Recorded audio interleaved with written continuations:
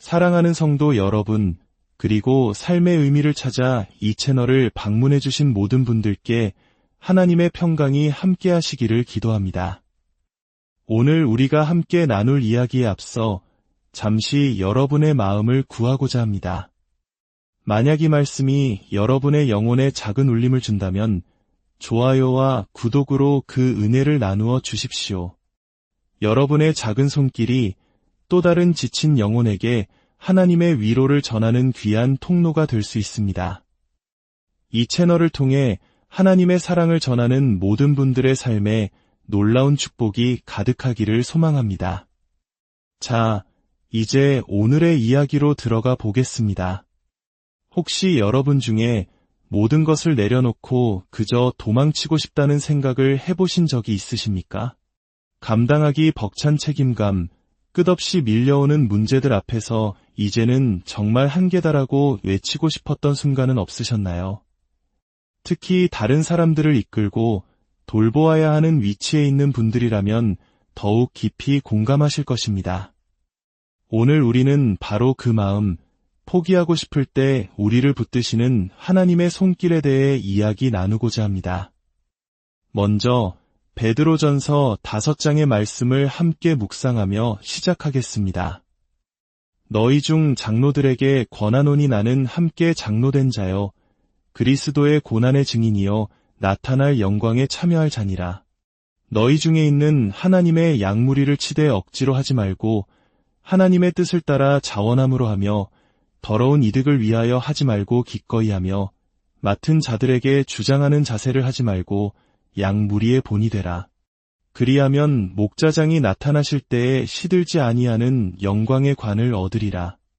젊은 자들아 이와 같이 장로들에게 순종하고 다 서로 겸손으로 허리를 동이라. 하나님은 교만한 자를 대적하시되 겸손한 자들에게는 은혜를 주시느니라.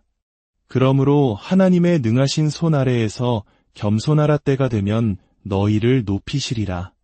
너희 염려를 다 주께 맡기라. 이는 그가 너희를 돌보심이라.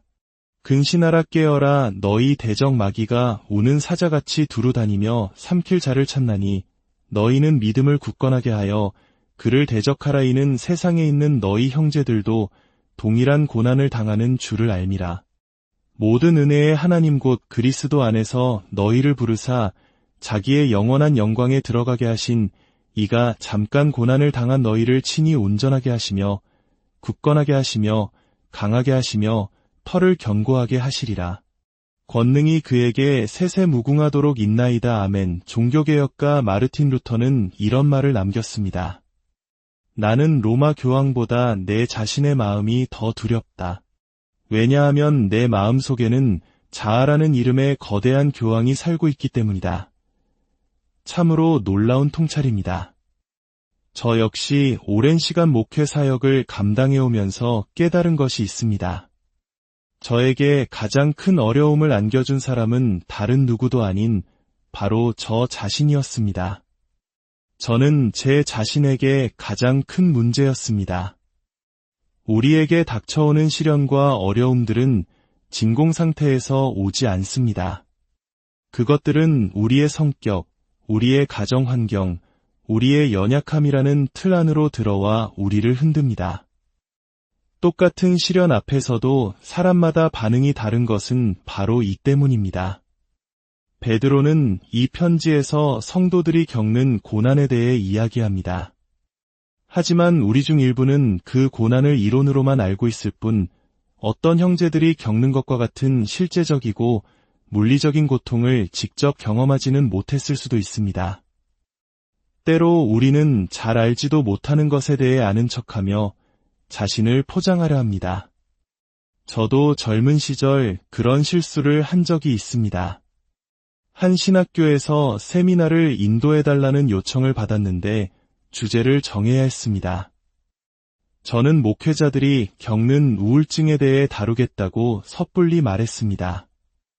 사실 저는 그 주제에 대해 아는 것이 거의 없었습니다. 하지만 웬일인지 강의실은 발 디딜 틈 없이 꽉 찼습니다. 그때 깨달았습니다. 이것은 정말로 많은 이들이 겪고 있는 실제적인 문제구나. 오늘 우리가 베드로의 편지에서부터 시작하는 이유는 우리의 모든 생각과 감정이 성경이라는 거름망을 통해 안전하게 걸러지기를 바라기 때문입니다. 인간적인 위로나 해결책이 아닌 하나님의 말씀 안에서 길을 찾기 위함입니다. 베드로는 자신을 사도라는 권위적인 이름 대신 함께 장로된 자라고 소개합니다. 그는 지금 고난받는 성도들과 자신을 동일시하며 우리 모두가 하나님의 양떼를 먹이고 돌보는 책임을 함께 맡은 동역자라고 말하고 있습니다. 과거의 베드로는 어땠습니까? 예수님께서 십자가 고난을 앞두셨을 때 그는 그 고난으로부터 도망쳤던 사람입니다. 그러나 부활하신 예수님과의 아침 식사를 기억하십니까? 주님은 그를 회복시키셨고 이제 그는 그리스도의 고난의 증인이자 앞으로 나타날 영광에 참여할 자로서 담대히 서 있습니다. 그는 현재의 고난 속에서 장차올 영광을 바라보며 살아갑니다. 이것이 바로 현재를 이겨낼 힘의 원천입니다. 베드로전서 전체에 흐르는 핵심 메시지이기도 합니다. 잠깐 근심하게 되지 않을 수 없으나 오히려 크게 기뻐하는도다. 너희를 시험하려고 오는 불시험을 이상한 일 당하는 것 같이 이상히 여기지 말고 오히려 너희가 그리스도의 고난에 참여하는 것으로 즐거워하라. 성경은 고난이라는 주제를 작은 글씨로 숨겨두지 않습니다. 마치 우리가 새로운 전자제품을 살 때 읽지도 않고 동의함에 체크하는 이용약관처럼 취급하지 않습니다. 오히려 성경은 고난이 우리 신앙 여정의 중심에 있음을 분명히 밝힙니다. 베드로는 특히 목회자, 즉 장로들에게 권면합니다. 그들은 하나님의 양떼를 치는 목자입니다. 그리고 목자에게 양떼가 있다는 것은 필연적인 일입니다. 그런데 문제가 있습니다. 양들은 사실 냄새가 좀 납니다. 제 할아버지가 스코틀랜드 고산지대에서 양을 치셨기 때문에 잘 압니다. 멀리서 보면 평화롭고 아름답지만 가까이 다가가면 서로 머리를 부딪히고 제멋대로 행동하며 온갖 말썽을 피웁니다. 이것이 바로 우리 교회 공동체의 모습과 참 많이 닮지 않았습니까? 베드로는 그 양떼가 저 멀리 있는 것이 아니라 너희 중에 있다고 강조합니다. 바로 우리 눈앞에, 우리의 전화기 속에, 우리의 이메일 속에 있습니다. 우리가 그들 가운데 살지 않는다면 우리는 목자가 아니라 그저 말하는 기계일 뿐입니다. 목자에게 주어지는 모든 책임과 그로 인한 스트레스는 바로 이 관계 속에서 발생합니다. 베드로는 목자가 가져야 할 3가지 태도를 말합니다.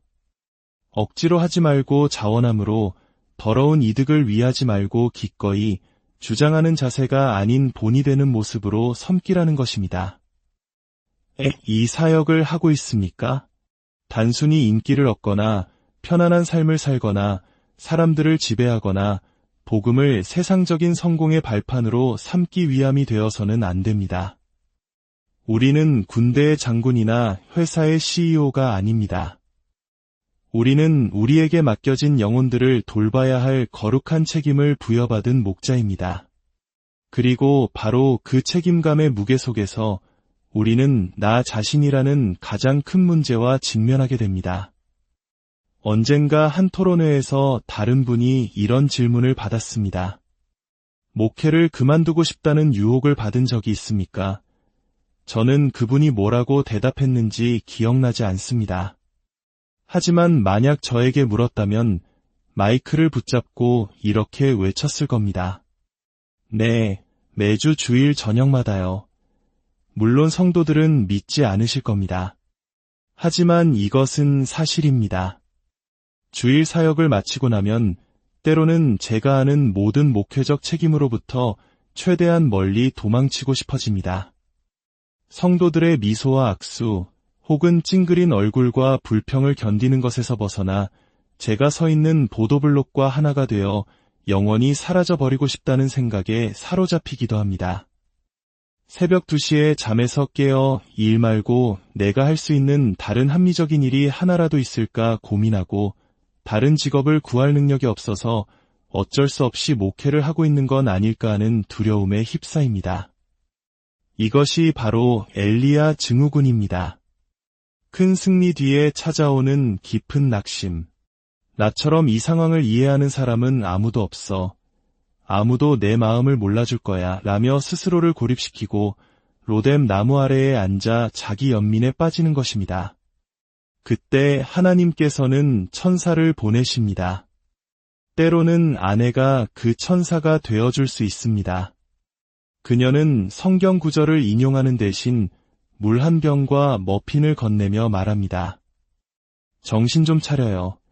그 순간에는 아프게 들릴지 몰라도 그것이 바로 엘리야에게 필요했던 것과 같은 현실적인 위로입니다. 놀랍게도 우리에게 가장 큰 위로를 주는 찬송가들 중 상당수가 깊은 고통 속에서 태어났습니다. 내 평생에 가는 길순탄하여 라는 찬송은 스페포드가 내 딸을 잃은 비극 속에서 썼습니다. 하나님의 크신 사랑 측량 다 못하며 릴슨 카우퍼는 평생 정신질환으로 고통받았습니다. 목회라는 여정이 항상 구름 위를 걷는 평탄한 길이 아니라는 사실은 성경적으로도 우리의 경험으로도 분명합니다. 지금 당장의 영광을 찾으려 한다면 우리는 크게 실망할 것입니다. 세상의 눈으로 볼 때 이 길에는 영광이 없어 보입니다. 우리의 학교 동창들도 심지어 많은 교인들도 그렇게 생각할지 모릅니다. 아닙니다. 지금의 영광이 아니라 그때에 주어질 영광에 대한 소망이 지금의 우리를 살게 하는 힘입니다. 목자장이 나타나실 때에 우리가 받을 시들지 아니하는 영광의 면류관, 그것이 우리의 진짜 소망입니다. 그러므로 우리는 기꺼이, 열정적으로, 그리고 온유함으로 이 길을 걸어가야 합니다. 베드로는 계속해서 우리가 경계해야 할 것들을 제시합니다. 이것은 우리가 포기하고 싶은 마음이 들게 하는 근본적인 원인이기도 합니다. 첫째는 교만입니다. 하나님은 교만한 자를 대적하시되 겸손한 자들에게는 은혜를 주시느니라. 내가 마땅히 받아야 할 것보다 더 많은 것을 기대할 때 혹은 내가 받아야 할 대우를 받지 못하고 있다고 느낄 때 그 뿌리에는 교만이 있습니다. 나 자신을 마땅히 생각할 그 이상의 것으로 생각하는 것입니다. 베드로 자신도 이 교만 때문에 얼마나 고통스러운 교훈을 얻었습니까? 모두 주를 버릴지라도 나는 결코 버리지 않겠나이다 라고 장담했지만 그는 처참히 무너졌습니다. 이 구절을 쓰면서 그의 마음이 얼마나 아팠을까요? 겸손은 내가 할 수 있는 일을 못한다고 말하는 것이 아닙니다. 그것은 위선입니다. 진정한 겸손은 내가 우주의 중심이 아니며 심지어 내 인생의 중심조차 내가 아님을 인정하는 것입니다. 욥기를 보십시오. 하나님은 욥에게 물으십니다. 내가 땅에 기초를 놓을 때에 내가 어디 있었느냐? 전능자는 우리의 손이 닿는 곳 너머에 계십니다. 그리고 그 창조주께서 친히 자신을 낮추어 이 땅에 오셨습니다. 사도 바울은 내가 자만하지 않게 하시려고 내 육체의 갓이 곧 사탄의 사자를 주셨으니 라고 고백했습니다. 하나님은 때로 우리를 겸손하게 하시기 위해 고통스러운 가시를 허락하십니다. 우리를 낙심하게 하고 우리의 연약함을 직면하게 하는 그 가시가 사실은 우리를 교만으로부터 지키시는 하나님의 은혜일 수 있습니다. 세례 요한은 자신을 누구라고 소개했습니까? 그는 자신을 광야에서 외치는 자의 소리, 그리스도를 가리키는 손가락이라고 했습니다. 그는 철저히 자신을 낮추고 오직 그리스도만을 높였습니다. 결혼식의 주인공은 신랑 신부이지 들러리가 아닙니다. 우리는 주님의 들러리입니다. 둘째는 염려입니다. 너희 염려를 다 주께 맡기라 이는 그가 너희를 돌보심이라. 여러분은 걱정이 많은 사람입니까? 성경은 왜 이렇게 염려에 대해 자주 이야기할까요? 그것이 우리의 현실이기 때문입니다. 예수님은 너희 중에 누가 염려함으로 그 키를 한 자라도 더할 수 있느냐고 물으셨습니다. 사도 바울은 아무것도 염려하지 말라고 권면합니다. 자신의 사역이 효과적인지 앞으로도 계속 쓰임 받을 수 있을지 염려하십니까? 사탄의 사자는 때로 우리의 자존감을 부풀려 교만으로 넘어뜨리려 하고 때로는 우리의 자존감을 짓밟아 무력감에 빠뜨리려 합니다. 그런 염려들은 마치 밤의 불청객처럼 예고 없이 찾아와 우리를 무너뜨리려 합니다. 그럴 때 우리는 스스로에게 하나님의 말씀을 들려주어야 합니다. 참새 2마리가 한 아사리온에 팔리지 않느냐? 그러나 너희 아버지께서 허락하지 아니하시면 그 하나도 땅에 떨어지지 아니하리라. 너희는 많은 참새보다 더 귀하니라. 셋째는 대적 마귀입니다. 너희 대적 마귀가 우는 사자같이 두루다니며 삼킬 자를 찾나니 신앙생활은 꿈결처럼 평온하게 흘러가는 것이 아닙니다. 우리는 경계하며 깨어 있어야 합니다. 웨스트민스터 신앙고백서는 성도의 삶을 계속적이고 화해할 수 없는 전쟁이라고 표현합니다. 럭비 경기를 보신 적 있습니까? 보호장비도 없이 거구의 선수들이 서로 부딪히는 격렬한 스포츠입니다. 무릎이 까지고 옷이 흙투성이가 되고 거인 같은 상대에게 깔리는 것이 럭비입니다. 그것이 럭비의 일부입니다. 그렇다면 그리스도인의 삶에 오신 것을 환영합니다. 목회 사역에 오신 것을 환영합니다. 끊임없는 영적 전쟁이 바로 우리의 현실입니다.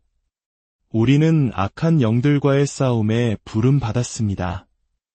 이 모든 고난과 유혹 앞에서 우리는 어떻게 해야 합니까? 베드로는 마지막으로 가장 중요한 약속을 제시합니다. 모든 은혜의 하나님 곧 그리스도 안에서 너희를 부르사 자기의 영원한 영광에 들어가게 하신 이가 잠깐 고난을 당한 너희를 친히 온전하게 하시며 굳건하게 하시며 강하게 하시며 털을 견고하게 하시리라. 누가 이 일을 하십니까? 모든 은혜의 하나님께서, 우리를 부르신 그분께서, 우리를 궁극적으로 영원한 영광으로 부르신 그분께서 친히 이 모든 일을 하십니다. 온전하게 하신다는 말은 찢어진 그물을 깁거나 부러진 뼈를 맞추는 것을 의미합니다. 굳건하게 하신다는 말은 건물이 무너지지 않도록 받쳐주는 지지대와 같습니다. 강하게 하신다는 말은 우리에게 힘을 더하여 주심을 의미합니다. 털을 견고하게 하신다는 말은 바람에 날아가는 겨와 같이 흔들리지 않도록 우리를 굳게 세우신다는 뜻입니다. 하나님은 우리를 그냥 내버려 두지 않으십니다. 그분은 우리 아버지이시며 우리 삶에 인격적으로 관심을 갖고 개입하십니다. 가수 자니 캐시의 노래 중에 이런 가사가 있습니다. 나는 매일 예수님과 이야기해요. 그분은 내 모든 말에 귀 기울이시죠. 비서는 한 번도 그가 자리를 비웠다고 말하지 않아요. 나는 매일 예수님과 이야기해요. 성부 하나님의 사랑이 성자 그리스도를 통해 성령의 능력으로 우리에게 말씀하십니다. 내가 너를 그 자리에 세웠고 내가 너를 그 자리에서 지키며 내가 너에게 모든 것을 공급할 것이다. 하나님을 섬기기에 완벽한 장소란 없습니다. 하나님께서 당신을 내려놓으신 바로 그곳이 가장 이상적인 장소입니다. 때로 우리는 다른 사람의 재능을 부러워하고 다른 환경을 동경합니다. 그러나 우리는 다른 이에게 주신 은사를 감사하고 나에게 주신 자리에서 충성해야 합니다. 인생을 오래 살수록, 사역을 오래 할수록 모든 것이 쉬워질 것이라고 생각했습니다. 모든 것을 알고, 모든 것을 이해하고, 모든 것을 할 수 있게 될 것이라고 기대했습니다. 하지만 그렇지 않았습니다. 오히려 시간이 갈수록 더 어려워지는 것을 느낍니다. 아마 여러분도 그렇게 느끼실지 모릅니다. 하지만 사랑하는 여러분, 포기하지 마십시오. 우리 함께 이 길을 떠나 볼링이나 치러 가자고 말할 수도 있겠지만 그것은 우리의 길이 아닙니다. 우리가 싸워야 할 진짜 싸움은 우리 자신과의 싸움, 아내와의 다툼, 다른 사람과의 갈등이 아니라 악한 원수와의 영적 전쟁입니다. 그리고 한순간도 의심하지 마십시오. 여러분 안에서 그리고 여러분을 통해 선한 일을 시작하신 하나님께서 그 일을 반드시 완성하실 것입니다. 모든 은혜의 하나님께서 여러분의 지친 어깨를 감싸 안으시고 상한 마음을 회복시키시며 흔들리는 믿음을 굳건히 세워주시기를 간절히 기도합니다. 주님께서 친히 여러분을 강하게 하시고 그분의 영원한 영광에 이를 때까지 견고한 터 위에